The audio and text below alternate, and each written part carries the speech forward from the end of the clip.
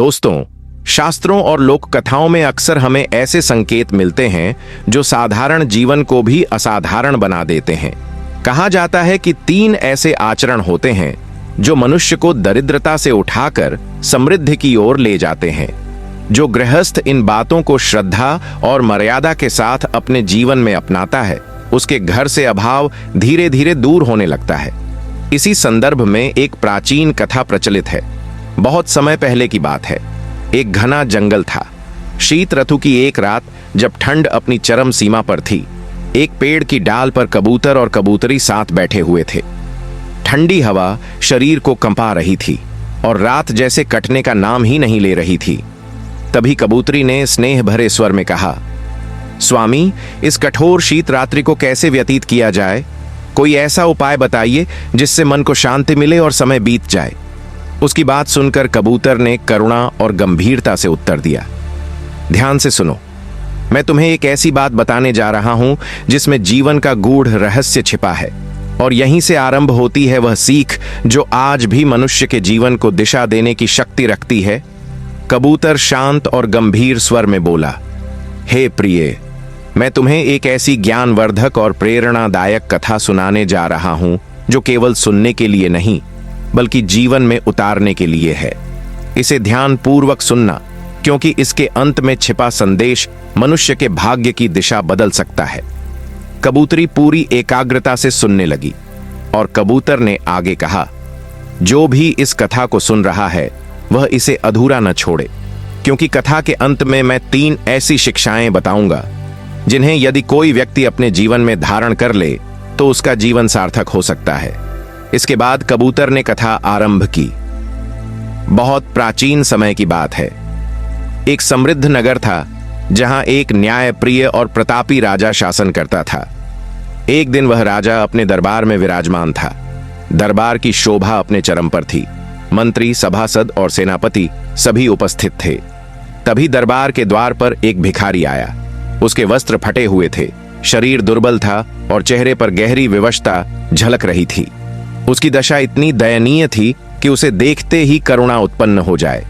और यहीं से उस कथा का सूत्रपात होता है जो रंक को राजा और अज्ञान को ज्ञान में बदल देने की शक्ति रखती है। उस भिखारी का शरीर दुर्बल था। तन पर फटे पुराने मैले कुचले वस्त्र लिपटे हुए थे। उसकी आंखों में असहायता और विवशता साफ झलक रही थी।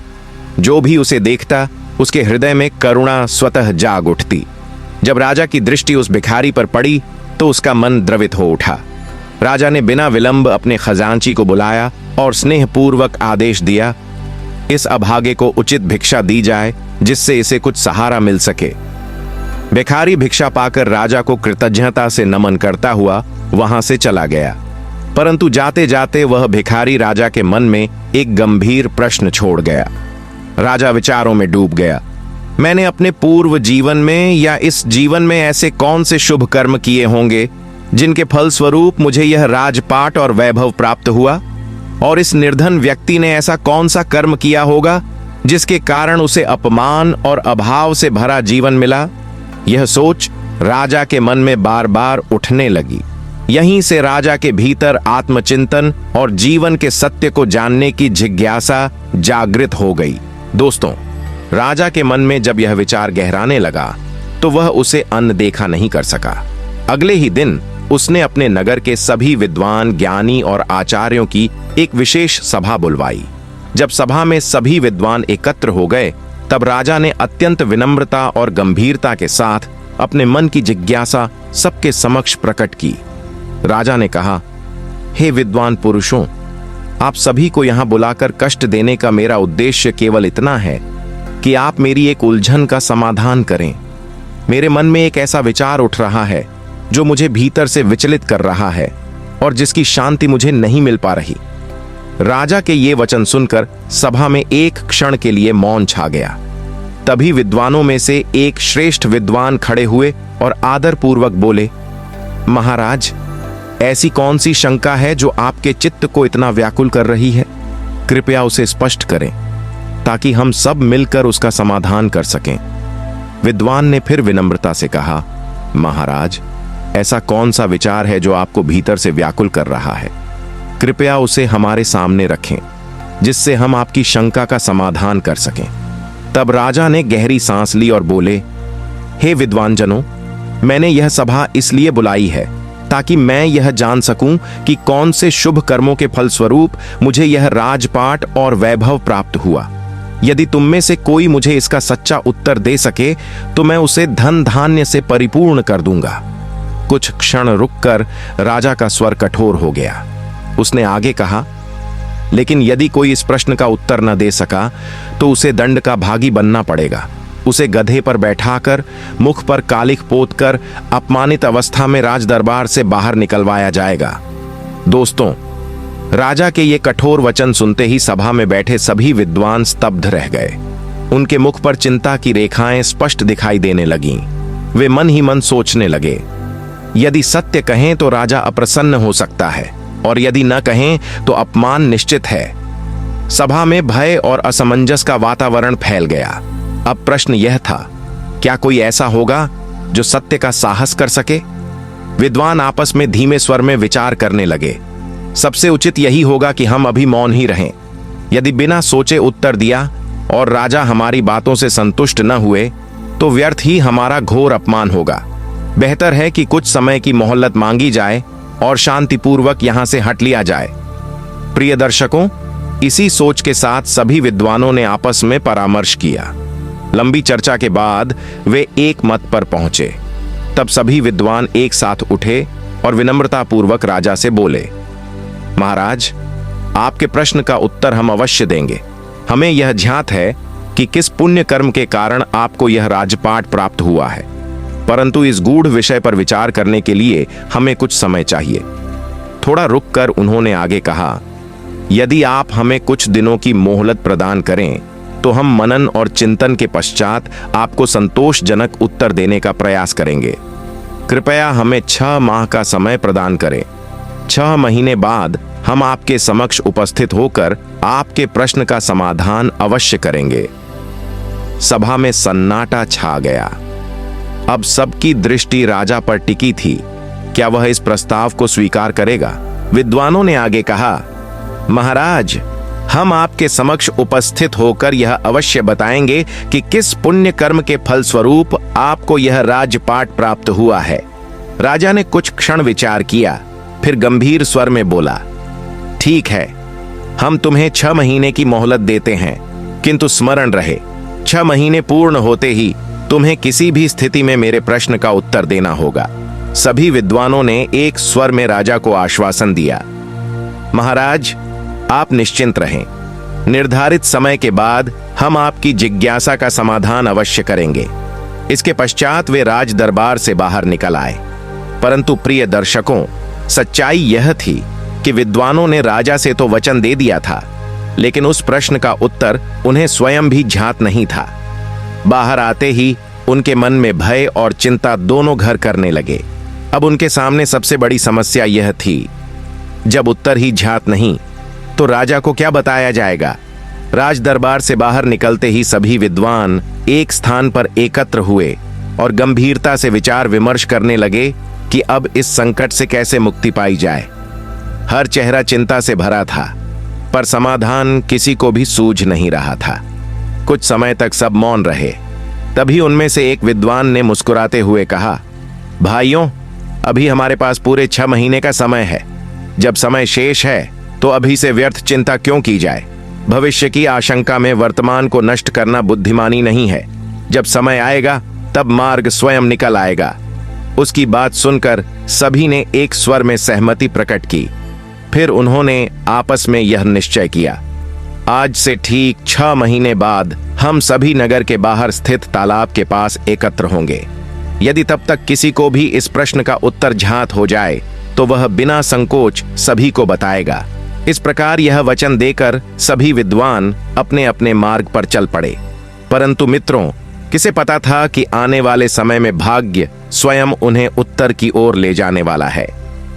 विद्वानों ने एक दूसरे से स्नेहपूर्वक विदा लेकर अपने अपने घरों को प्रस्थान किया और दिन रात अपने अपने गृह कार्य में व्यस्त हो गए। दिन बीतते गए, महीने निकल गए और आखिरकार वह समय भी आ गया जब अगले दिन उन्हें राजा के सामने अपने वादे के अनुसार प्रश्न का उत्तर देना था। निर्धारित दिन सभी विद्वान नगर के बाहर बने तालाब के किनारे पुनः एकत्र हुए। उन्होंने आपस में पूछा, क्या किसी को इस प्रश्न का उत्तर ज्ञात हुआ? लेकिन सभी का उत्तर एक स्वर में था, नहीं, हमने आज तक इस प्रश्न का कोई समाधान नहीं पाया। जब यह सच्चाई सभी के सामने आई तो चिंता और भ्रम ने उनके हृदय को घेर लिया। वे एक दूसरे को देखकर सोचने लगे, यदि राजा के प्रश्न का उत्तर हमें स्वयं भी नहीं पता तो कल राजा के समक्ष क्या प्रस्तुत करेंगे, कैसे उसे संतुष्ट करेंगे? सभी के मन में असहायता और तनाव का भाव गहराता गया। परंतु मित्रों, यही वह क्षण था जब भाग्य और ज्ञान का अद्भुत मोड़ आने वाला था। प्रिय दर्शकों, जब सभी विद्वान चिंता और असमंजस में डूबे हुए थे, तभी अचानक कहां से आए यह ज्ञानी और वृद्ध ब्राह्मण सन्यासी वहां उपस्थित हो गए। जब उन्होंने विद्वानों को व्याकुल और चिंतित देखा तो उन्होंने सादगी और करुणा से पूछा, हे विद्वानों, ऐसा क्या है कि आप सभी चिंता में डूबे हुए हैं? अपने मन की व्यथा बताओ।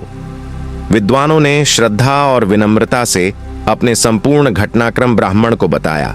उन्होंने कहा, साधु महाराज, यदि हम कल राजा के प्रश्न का उत्तर नहीं दे पाए तो राजा हमें कठोर दंड देगा।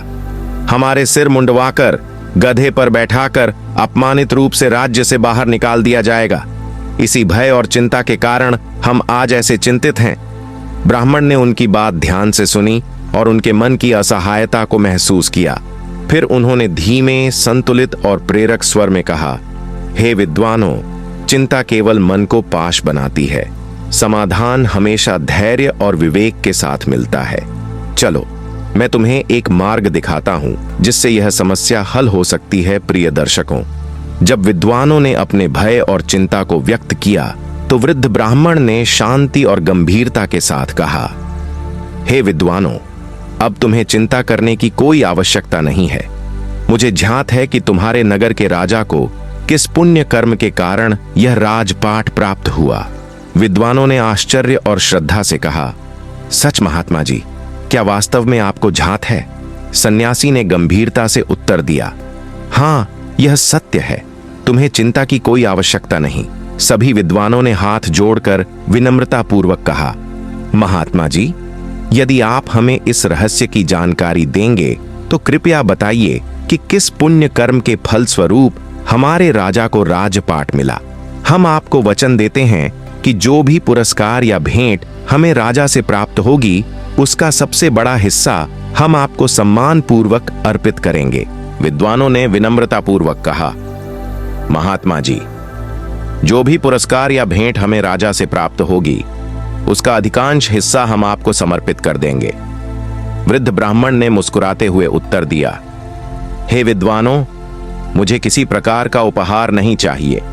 बस मुझे राजा के पास ले चलो, मैं स्वयं उसके प्रश्न का उत्तर दे दूंगा।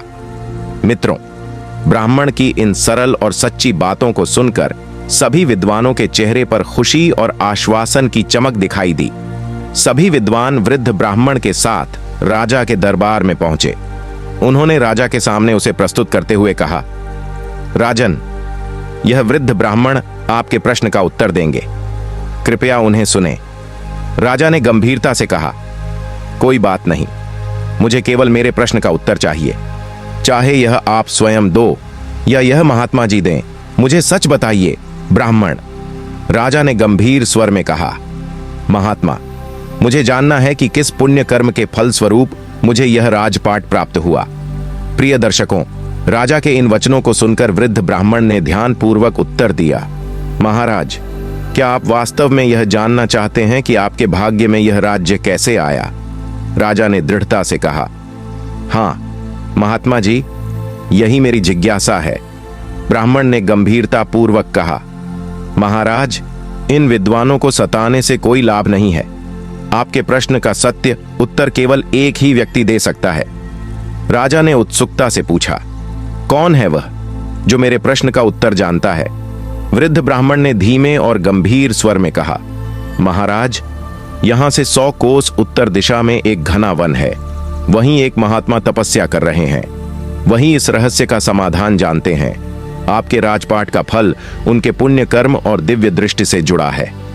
ब्राह्मण ने गंभीरता से कहा, महाराज, वे महात्मा केवल राख ग्रहण करते हैं और उनके शरीर से केवल राख ही निकलती है। यही उनके तपस्या का स्वरूप है। वे महान दूरदर्शी और ज्ञानी हैं। केवल वही आपके प्रश्न का सच्चा उत्तर दे सकते हैं।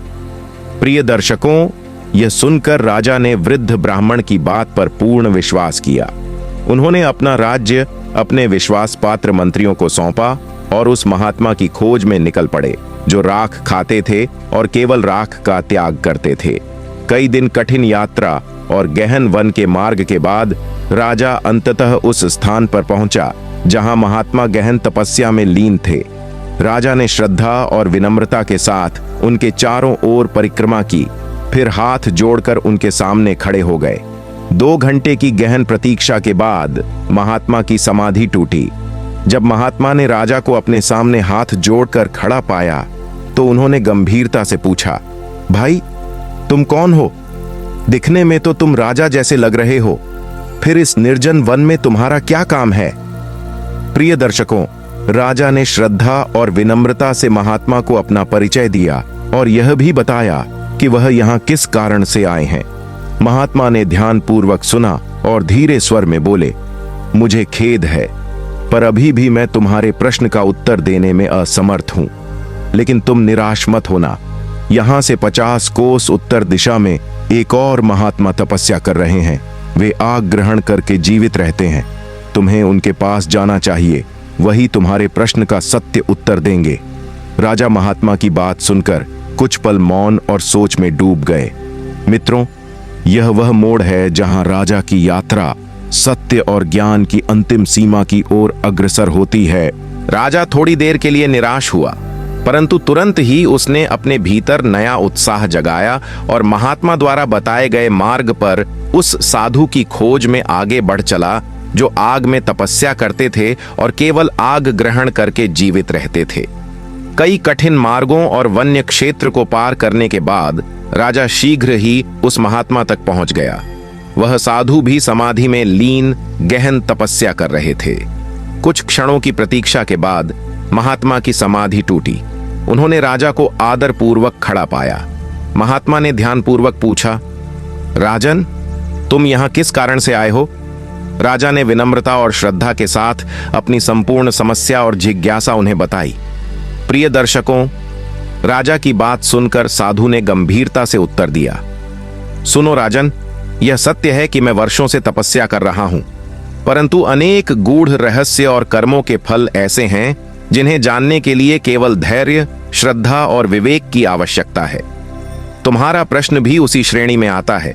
साधु ने गंभीरता और शांति के साथ कहा, राजन, इस संसार में ऐसे रहस्य और कर्म हैं जिन्हें मैं स्वयं भी पूर्णतः नहीं जानता।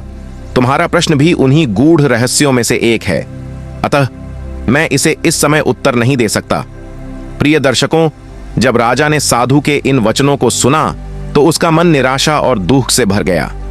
राजा ने उदास स्वर में कहा, हे प्रभु, तो मेरी इतनी दूर की यात्रा व्यर्थ ही हुई। मैं बड़ी आशा लेकर आपके पास आया था कि आप मेरी समस्या का संपूर्ण समाधान देंगे। साधु महाराज ने राजा को ध्यानपूर्वक देखा। उनकी आंखों में उदासी देखकर उन्होंने धीरे और स्नेहपूर्वक कहा, हे राजन, तुम निराश मत हो। भले ही मुझे इस प्रश्न का उत्तर अभी ज्ञात नहीं है, पर मैं उस व्यक्ति को अति भली भांति जानता हूं जिसके पास इसका समाधान सुरक्षित है। वही तुम्हारे प्रश्न का सत्य उत्तर जानता है।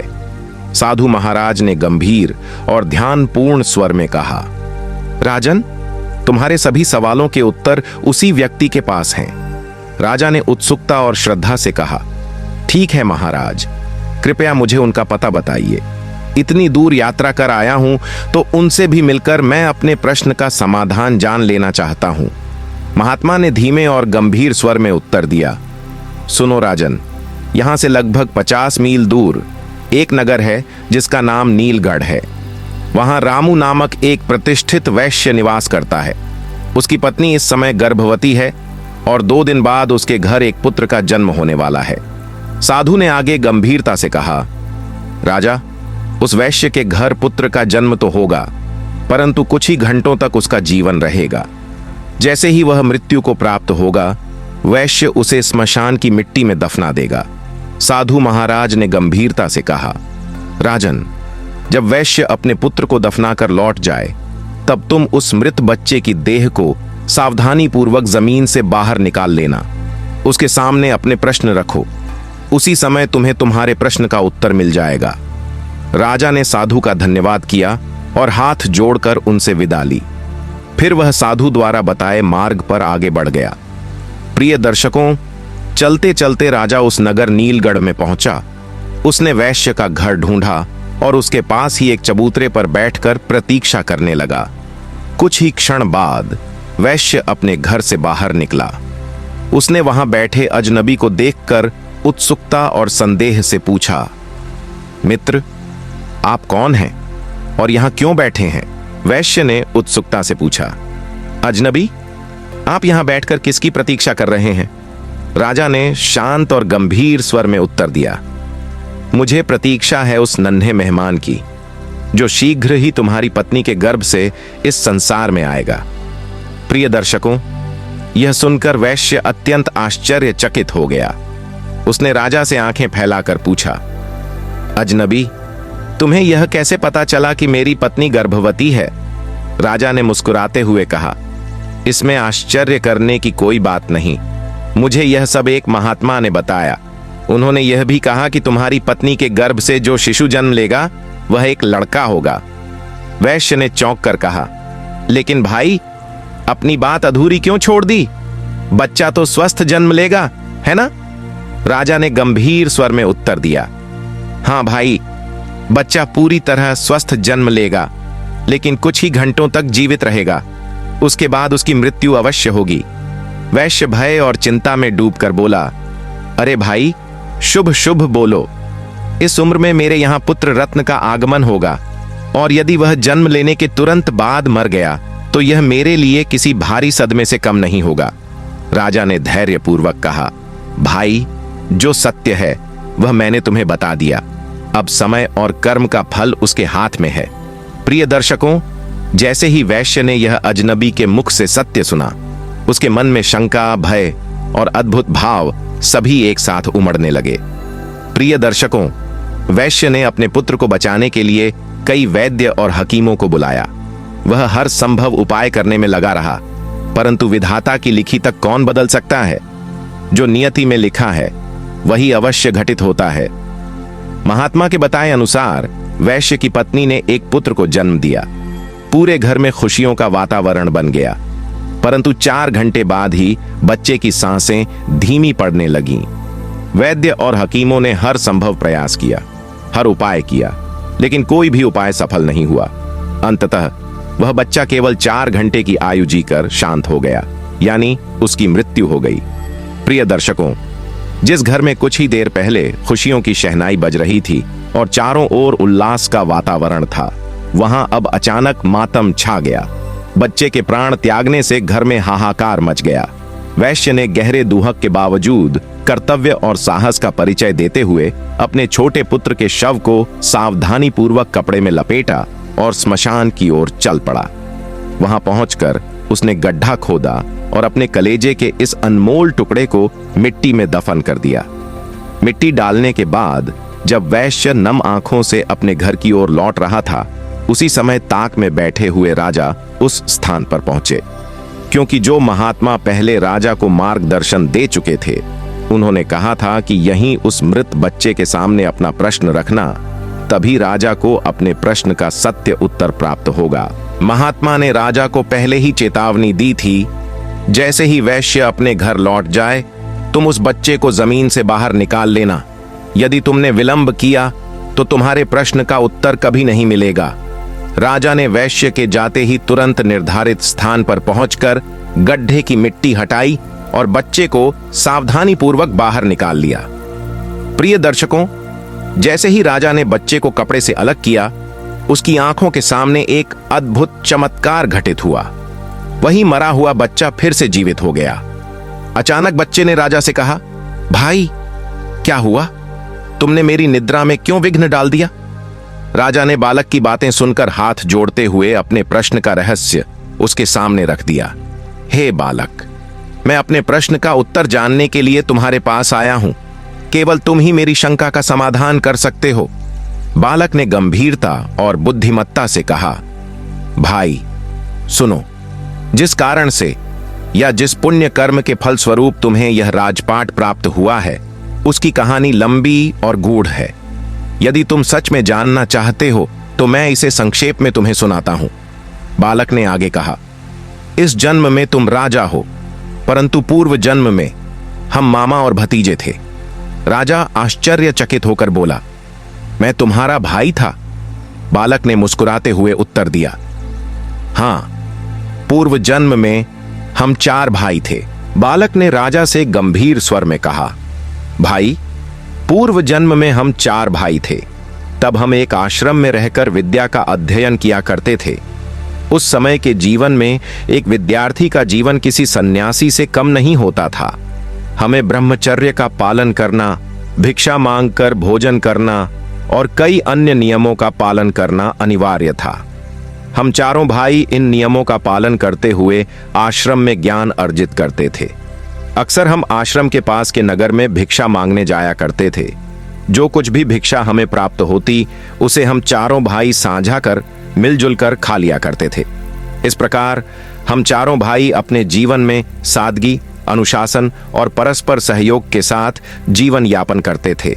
बालक ने गंभीर स्वर में कहा, भाई, हम आश्रम में रहकर विद्या का अध्ययन कर रहे थे और यह क्रम कई वर्षों तक ऐसे ही चलता रहा। लेकिन एक दिन हमसे एक महान गलती हो गई। राजा अपनी उत्सुकता रोक नहीं पाया और पूछ बैठा, कौन सी गलती थी? बालक ने ध्यान से कहा, राजन, बीच में मत बोलो, बस मेरी बातों को ध्यानपूर्वक सुनते रहो, क्योंकि मेरे पास बहुत ही कम समय बचा है। यदि समय निकल गया तो तुम्हारा उत्तर भी अधूरा रह जाएगा। राजा बालक की इस गंभीर चेतावनी को सुनकर एकदम चुप हो गया। बालक ने फिर गहन भाव से अपनी कथा जारी रखते हुए कहा, हे राजन, एक दिन जैसे रोज हम भिक्षा मांगने के लिए निकलते थे, उसी तरह हम चारों भाई भी घर घर गए। हमने कई घरों में भिक्षा मांगी और हम चारों भाई भिक्षा के लिए घर घर जाते, पर उस दिन किसी भी दरवाजे से हमें एक दाना अन्न भी नसीब नहीं हुआ। इस कारण हम चारों खाली हाथ आश्रम लौट आए और वह रात खाली पेट ही गुजारी। दूसरे दिन भी कुछ ऐसा ही हुआ। हम चारों भाई पूरे दिन भूखे और थके रह गए। किसी भी गृहस्थ ने हमें भिक्षा नहीं दी। उल्टा कुछ लोगों ने हमें अपमानित किया और कहा, इतने हट्ट-कट्टे होकर भी भिक्षा मांगते हो, तुम्हें भिक्षा मांगने में शर्म नहीं आती? उन अपमान भरे शब्दों और भूख के बावजूद हम चारों भाई धैर्य और संयम बनाए रखे। हम जानते थे कि जीवन में सत्य और कर्म का मार्ग कठिन हो सकता है, लेकिन इसे त्याग कर कोई लाभ नहीं होता। बालक ने आगे कहा, वे अपमानजनक शब्द सुनकर हम तीनों भाइयों के सिर शर्म और लज्जा से नीचे झुक गए। हम उस दिन से भिक्षा मांगने भी नहीं गए, क्योंकि हमें लज्जा महसूस हुई। लेकिन भाई, तुम्हें यह बात स्वीकार नहीं थी। तुमने कहा, एक ब्रह्मचारी को लज्जा कैसी? लज्जा तो त्यागने के लिए ही तो आश्रम में गुरुजी हमें भिक्षा लाने के लिए भेजते हैं। तुमने समझाया कि भिक्षा लेने का उद्देश्य केवल पेट भरना नहीं, बल्कि हृदय में निराकार भाव उत्पन्न करना है। यह ताकि ब्रह्मचारी परमार्थ के कार्य करने में सक्षम हो, उसके मन से ऊंच नीच, जात पात और छोटा बड़ा का भेद समाप्त हो जाए और वह सभी को समान दृष्टि से देख सके। यही भावना, भाई, ब्रह्मचारी के अंदर सच्चे मानवतावाद और करुणा की जड़ है, जहां कोई बड़ा कोई छोटा नहीं, सभी मनुष्य एक समान है। बालक ने कथा आगे सुनाते हुए कहा, भाई, इसलिए एक साधु के लिए भिक्षा मांगना अत्यंत आवश्यक होता है। इसी से उसके मन से भेदभाव की भावना समाप्त होती है और वह सभी को समान दृष्टि से देख पाता है। उस दिन तुम अकेले भिक्षा मांगने निकले। जब तुम वापस लौटे तो तुम्हारी झोली में इतना आटा था कि 4 रोटियां तैयार की जा सकती थीं। हम तीनों भाई ने मिलकर तुम्हारे लाए हुए आटे से 4 रोटियां बनाई और आपस में बांटकर खाने की तैयारी करने लगे। क्योंकि हम तीनों भाई 3 दिन से भूखे थे, हम जल्दी से अपनी भूख मिटाना चाहते थे। जैसे ही हम रोटी खाने ही वाले थे, तभी वहां एक वृद्ध ब्राह्मण प्रकट हुए। बालक ने राजा को बताया, भाई, उस दिन भोजन की तलाश में एक वृद्ध ब्राह्मण हमारे पास पहुंचे। जब उन्होंने हमारे हाथ में भोजन की थाली देखी तो उन्होंने हम चारों भाइयों से अपने अपने हिस्से में से थोड़ा थोड़ा भोजन देने की प्रार्थना की। लेकिन भाई, तुम समझ सकते हो, हम तीनों भाई 3 दिनों से भूखे थे। हमारी हालत बहुत दुर्बल और कष्टपूर्ण थी। उस वृद्ध ब्राह्मण ने हमें भोजन मांगा और यह देखकर हमारे बड़े भाई ने कहा, अरे ब्राह्मण देवता, आप कहां से आए? हम तो पहले से ही 3 दिनों से भूखे हैं। मुश्किल से आज 1 रोटी हमें नसीब हुई और आप चाहते हैं कि हम उसमें से कुछ आपको दे दें? हम सभी भाई उस समय संशय और चिंता में थे, लेकिन हमारे हृदय में दयालुता और सहानुभूति की भावना भी थी। बालक ने राजा को आगे सुनाते हुए कहा, भाई, जब हमारे बड़े भाई ने वृद्ध ब्राह्मण से कहा, अपनी रोटी दे दी तो हम क्या खाएंगे, और अपनी रोटी खा ली तो वृद्ध ब्राह्मण बस देखते ही रह गए।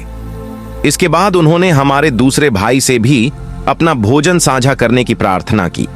हमारे दूसरे भाई ने कहा, महाराज, यदि मैंने तुम्हें अपना भोजन दे दिया तो मैं क्या चूल्हे की आग खाऊंगा, और अपनी रोटी स्वयं खा ली। जब वृद्ध ब्राह्मण को दोनों भाइयों से निराशा हाथ लगी तो उन्होंने मेरे पास आए। मैंने भी अपने दोनों भाइयों की तरह उसे उल्टा सा उत्तर देने का मन बनाया। मित्रों, यह वही क्षण है जहां राजा के पूर्व जन्म के त्याग और परमार्थ के कर्म सामने आने वाले हैं। आगे जो होता है वही उस पुण्य कर्म का महान रहस्य उजागर करता है। बालक ने आगे कहा, भाई, मैंने भी वैसा ही कठोर उत्तर दिया। मैंने कहा, हे ब्राह्मण देवता, यदि मैंने अपने हिस्से का भोजन तुम्हें दे दिया तो मैं जीऊंगा या मर जाऊंगा। और यह कहकर मैंने भी अपनी रोटी खा ली। जब हम तीनों भाइयों से उस वृद्ध ब्राह्मण को निराशा ही हाथ लगी, तब अंत में वह तुम्हारे पास आए। उनकी आंखों में भूख थी, पर उससे भी अधिक आशा की एक क्षीण किरण थी। शायद उन्हें विश्वास था कि तुम कुछ अलग करोगे। हे राजन, जब वह ब्राह्मण तुम्हारे सामने खड़ा हुआ तो तुमने बिना किसी हिचकिचाहट के, बिना एक पल सोचे, अपने हिस्से की पूरी रोटी उनके हाथों में रख दी। इतना ही नहीं, तुमने उनसे क्षमा भी मांगी और विनम्रता से कहा, हे ब्राह्मण देवता, यह भोजन बहुत साधारण है, पर कृपया इसे स्वीकार करें। यदि इससे आपकी भूख शांत हो जाए तो यही मेरा सौभाग्य होगा। बालक ने गंभीरता और भक्तिपूर्ण स्वर में कहा। मैंने कहा, हे ब्राह्मण देवता, आज मेरे पास सिर्फ एक ही रोटी है। आप इसे खाकर अपनी भूख मिटा लीजिए। यदि आप किसी अन्य दिन हमारे यहां आएं तो मैं आपका संपूर्ण आतिथ्य सत्कार करूंगा। हे राजन, तब से हम सभी भाई अपने अपने पूर्व जन्म में किए गए कर्मों का फल भोग रहे हैं। बालक ने कुछ क्षण के लिए ठहर कर फिर कहा, हे राजन, जिस वृद्ध ब्राह्मण ने तुम्हें पहले साधु के पास भेजा ताकि तुम अपने प्रश्न का उत्तर जान सको, वह वही ब्राह्मण है जो हमारे पूर्व जन्म में भोजन मांगने आया था। हे राजन, जो ब्राह्मण तुम्हारे पास आया था वही हमारे पूर्व जन्म में भोजन मांगने वाला ब्राह्मण था। हमारा बड़ा भाई, जो पहला साधु बनकर केवल राख खाता है और राख का ही त्याग करता है, उसने ब्राह्मण से कहा था, यदि मैं तुम्हें रोटी दे दूं तो मैं क्या राख खाऊंगा। इसलिए ब्राह्मण के अनुसार ही वह राख खाकर जीवित है। और वही ब्राह्मण जो तुम्हें दूसरे साधु के पास भेजा, वह हमारा दूसरा भाई है जो केवल आग खाकर जीवित रहता है। उसने ब्राह्मण की रोटी मांगने की प्रार्थना पर कहा, यदि मैं तुम्हें रोटी दे दूं तो क्या मैं चूल्हे की आग खाऊंगा। इस प्रकार ब्राह्मण के अनुसार ही वह आग खाकर जीवित है। इस तरह हे राजन, तुम्हें जो उत्तर और मार्गदर्शन मिला वह हमारे पूर्व जन्म के त्याग, कर्म और निस्वार्थ भक्ति का फल है। हे राजन, अब आप मेरे विषय में भी सुन लें। मैंने उस ब्राह्मण से रोटी ना देकर कहा था, यदि मैं तुम्हें रोटी दे दूं तो मेरा क्या होगा, मैं जीऊंगा या मर जाऊंगा। बस तभी से मैं जीता और मरता आ रहा हूं। मैं नित्य किसी ना किसी के यहां जन्म लेता हूं। कुछ घंटे, कुछ दिन या कुछ महीने जीवित रहता हूं और फिर मर जाता हूं। यही क्रम लगातार चलता आ रहा है। हे राजन, यह वही श्राप और पुण्य कर्मों का फल है जो मेरे जीवन में और हमारे पूर्व जन्म के कर्मों में दृष्टिगोचर हुआ। दोस्तों, इतना कहकर बालक ने राजा को समझाया कि पुण्य और त्याग का फल समय और जन्मों के पार भी दिखाई देता है। और यही कारण है कि राजा को आज यह राजपाट और समृद्धि मिली। हे राजन, अब तुम मेरे विषय में भी सुन लो। तुमने अपने हिस्से की रोटी उस ब्राह्मण को दी और स्वयं भूखे रहे। तुमने अपने आतिथ्य धर्म और निःस्वार्थ त्याग का पूर्ण पालन किया। यही शुभ कर्म तुम्हें इस जन्म में राजा बनने का अवसर दिलाने का कारण बने, क्योंकि परमात्मा उन्हीं लोगों को राजपाट और संपत्ति देता है जो स्वयं की परवाह नहीं करते, दूसरों की चिंता करते हैं और संकट में दूसरों की सहायता करते हैं। जो व्यक्ति अपने स्वयं के निवाले को भी दूसरों की सेवा में समर्पित कर देता है, वही वास्तव में धन्य और प्रेरक होता है। परमात्मा उन्हें इसलिए अमीर बनाता है ताकि वे अपनी संपत्ति और शक्ति का उपयोग करके दूसरों के सुख दुख में सहयोग करें, उनकी मदद करें और समाज में पुण्य का प्रकाश फैलाएं। बालक ने राजा को ध्यानपूर्वक समझाते हुए कहा, हे राजन, जो लोग अमीर होते हैं उनमें से अधिकांश केवल अपने स्वार्थ और अपनी भोग विलासिता में उलझे रहते हैं। वे भूल जाते हैं कि यह अमीरी हमें हमारे पिछले जन्म के पुण्य कर्मों का फल है, और परमात्मा ने हमें इस अमीरी का वरदान इसलिए दिया है ताकि हम इसका उपयोग दूसरों की सहायता और भलाई के लिए करें। यदि हम अपने जीवन में पुण्य कर्म करेंगे, जरूरतमंदों की मदद करेंगे, तो न केवल इस जन्म में हमारा जीवन सुखमय रहेगा, बल्कि आगामी जन्म में भी हम अमीरी और समृद्धि के साथ जन्म लेंगे। इसलिए राजन, तुम्हारे लिए उत्तम यही है कि तुम अपनी प्रजा, गरीब, असहाय और जरूरतमंद लोगों की पूरी सहायता करो, परोपकार और सेवा के कार्य करो, ताकि तुम्हारा आगामी जीवन भी सुख, शांति और समृद्धि से भरा रहे। दोस्तों, इतना कहकर बालक अचानक चुप हो गया। उसकी आंखें बंद हो गईं और गर्दन एक ओर झुक गई। राजा समझ गया कि यह बच्चा केवल कुछ समय के लिए ही जीवित था। राजा ने अत्यंत सावधानी और पूर्ण सम्मान के साथ उस बालक को कपड़े में लपेटा और धरती में सुरक्षित रूप से दफन किया। बालक को जमीन में समर्पित करने के बाद राजा अपने नगर की ओर लौट आया। अब उसे पूर्णतः स्पष्ट हो गया था कि यही पुण्य कर्म और निस्वार्थ त्याग उसे इस जन्म में राजपाट और समृद्धि दिलाने का कारण बने। दोस्तों, इस कहानी से हमें यह महान संदेश मिलता है कि मनुष्य को राजा या धन्य बनने वाला वही है जो अपने स्वार्थ को त्याग कर दूसरों की भलाई करता है, सेवा करता है और निस्वार्थ भाव से परोपकार करता है। यही कारण है कि अच्छे कर्म, करुणा और सेवा से जीवन में सुख, सम्मान और समृद्धि प्राप्त होती है। दोस्तों, यह कहानी हमें यह महान संदेश देती है कि किस प्रकार हमारे कर्म हमारे जीवन को दिशा देते हैं। जो लोग असहाय और गरीब लोगों की मदद करते हैं, जरूरतमंदों की सहायता करते हैं, माता पिता का सम्मान करते हैं और ईश्वर का भजन करते हैं, वही अपने भविष्य को सुखमय बनाते हैं। क्योंकि आज किए गए अच्छे कर्म ही कल हमारा भाग्य तय करते हैं। जो अपने जीवन में सच्चे, निस्वार्थ और पुण्य कर्म करते हैं, उन्हें सुख, शांति और समृद्धि मिलती है, और जो अपने स्वार्थ और कुकर्मों में उलझे रहते हैं, उन्हें कष्ट और दुख भुगतना पड़ता है। तो दोस्तों, हमें यही प्रेरणा लेनी चाहिए कि सदैव सेवा, परोपकार और भक्ति का मार्ग अपनाएं। यदि आपको हमारी आज की यह कहानी भक्ति और जीवन शिक्षा से भरपूर लगी, तो वीडियो को लाइक करें और हमारे चैनल को सब्सक्राइब करें, ताकि आप और भी प्रेरक और ज्ञानवर्धक कथाओं का आनंद ले सकें।